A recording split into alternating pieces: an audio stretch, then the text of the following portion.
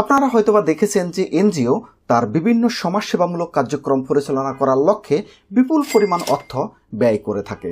তাহলে প্রশ্ন হচ্ছে, এই যে বিপুল পরিমাণ অর্থ, সেই অর্থ এনজিও কোথায় থেকে সংগ্রহ করে থাকে, বা এই বিপুল পরিমাণ অর্থ এনজিও কোন কোন উৎস থেকে পেয়ে থাকে। দেখুন, এক এক এনজিওর আয়ের উৎস কিন্তু এক এক রকম হতে পারে। সুতরাং এক ধরনের এনজিওর সাথে অন্য ধরনের এনজিওর আয়ের উৎস ম্যাচ নাও করতে পারে। তবুও কিছু কমন উৎস রয়েছে, যে সমস্ত উৎস থেকে এনজিওগুলো তাদের অর্থ সংস্থান করে থাকে। এর মধ্যে প্রথম এবং উল্লেখযোগ্য উৎস হচ্ছে এনজিওর যারা সদস্য রয়েছে তারা নিয়মিত চাঁদা প্রদান করে থাকে। সেই চাঁদা দিয়ে এনজিও তার এই বিপুল পরিমাণ ব্যয় পরিচালনা করে থাকে। অনেক সদস্য রয়েছে যারা মাসিক ভিত্তিতে চাঁদা দিয়ে থাকে, বা অনেক সদস্য রয়েছে যারা এককালীন বিপুল পরিমাণ অর্থ প্রদান করে থাকে। এই সমস্ত চাঁদা থেকেই কিন্তু এনজিও তার বিভিন্ন ধরনের সমাজসেবামূলক কার্যক্রমের ব্যয়গুলো পরিচালনা করে থাকে। এরপর দ্বিতীয় যে উৎস থেকে এনজিওগুলো অর্থ পেয়ে থাকে সেটি হচ্ছে দেশি কিংবা বিদেশি প্রতিষ্ঠানের কাছ থেকে আর্থিক অনুদান প্রাপ্তির মাধ্যমে। দেখুন, বিদেশি অনেক প্রতিষ্ঠান রয়েছে, যে সমস্ত প্রতিষ্ঠান বাংলাদেশের বিভিন্ন এনজিওকে বিভিন্ন ধরনের অর্থ তহবিল প্রদান করে থাকে। সে সমস্ত অর্থ দিয়ে কিন্তু বাংলাদেশের এনজিওগুলো তার বিভিন্ন ধরনের সামাজিক কার্যক্রম পরিচালনা করে যাচ্ছে। এর পরবর্তীতে তৃতীয় আরেকটি গুরুত্বপূর্ণ উপায় হচ্ছে এনজিওগুলোকে বিদেশি বিভিন্ন সংস্থা বিভিন্ন প্রকল্প প্রদান করে থাকে। যে সমস্ত প্রকল্পগুলো বাংলাদেশের এনজিওগুলো সে সমস্ত প্রকল্পগুলো সম্পাদনের মাধ্যমে তারা বিপুল পরিমাণ অর্থ কিন্তু উপার্জন করে থাকে। সুতরাং বৈদেশিক বিভিন্ন প্রকল্প সম্পাদনের মাধ্যমে বা প্রাপ্তির মাধ্যমেও কিন্তু এনজিওগুলো বিপুল পরিমাণ অর্থ উপার্জন করে থাকে।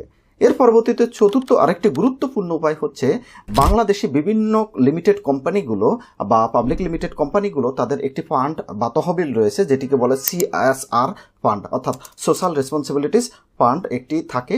এই ফান্ড কিন্তু কোম্পানিগুলো বিভিন্ন এনজিও বা সমাজসেবামূলক প্রতিষ্ঠানকে কিন্তু ডোনেট করে থাকে।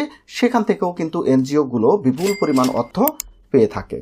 এরপরে পঞ্চম আরেকটি গুরুত্বপূর্ণ উপায় রয়েছে, সেটি হচ্ছে এনজিও বিভিন্ন ধরনের সার্ভিস কিন্তু প্রোভাইড করতে পারে। সে সমস্ত সার্ভিসের বিপরীতে তারা ফি নির্ধারণ করে থাকে। উক্ত ফি থেকে এনজিও বিপুল পরিমাণ অর্থ প্রাপ্ত হতে পারে। যেমন মনে করুন, একটি এনজিও রয়েছে যে স্বাস্থ্য খাতে সার্ভিস প্রোভাইড করে যাচ্ছে। উক্ত স্বাস্থ্য খাতের সার্ভিসের বিপরীতে তারা একটি ফি নির্ধারণ করেছে, সেখান থেকে তারা লাভ করতে পারে। একই সাথে আরেকটি এনজিও রয়েছে যারা শিক্ষা খাতে দেখা যাচ্ছে যে তাদের ইউনিভার্সিটি আছে, সেখান থেকে তারা ফির মাধ্যমে অর্থ উপার্জন করতে পারে। সুতরাং এই এনজিওগুলো বিভিন্ন ধরনের সার্ভিস প্রোভাইডের মাধ্যমে কিন্তু বিপুল পরিমাণ অর্থ লাভ করতে পারে।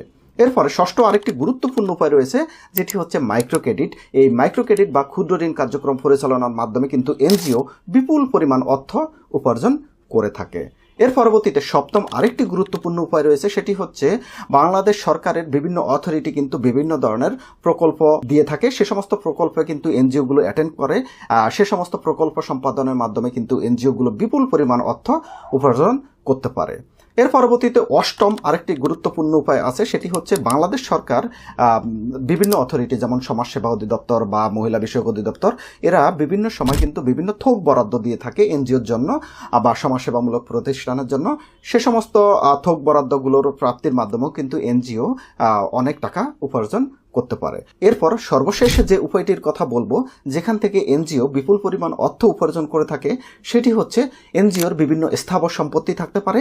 সে সমস্ত স্থাবর সম্পত্তি থেকে কিন্তু ভাড়া প্রাপ্ত হয় বা আয় প্রাপ্ত হয়, সেগুলো থেকেও কিন্তু এনজিও বিপুল পরিমাণ অর্থ উপার্জন করতে পারে।